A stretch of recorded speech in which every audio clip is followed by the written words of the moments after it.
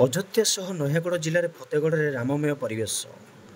ଫତେଗଡ଼ ଗାଁ ନିକଟରେ ଗୈରୀ ଗୋବର୍ଦ୍ଧନ ପାହାଡ଼ ଉପରେ ପ୍ରଭୁ ଶ୍ରୀରାମଙ୍କର ମନ୍ଦିର ଅବସ୍ଥିତ। ଏହା ହେଉଛି ରାମଙ୍କର ଭବ୍ୟ ମନ୍ଦିର।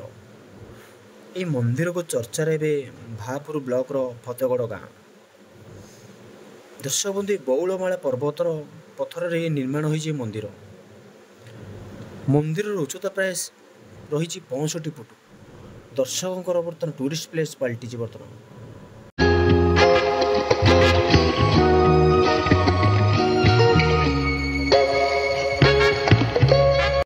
ଦର୍ଶକ ବନ୍ଧୁ ବହୁତ ବଡ଼ ପାହାଡ଼ କଟା ହେଇକି ତିଆରି ହୋଇଛି ମନ୍ଦିର।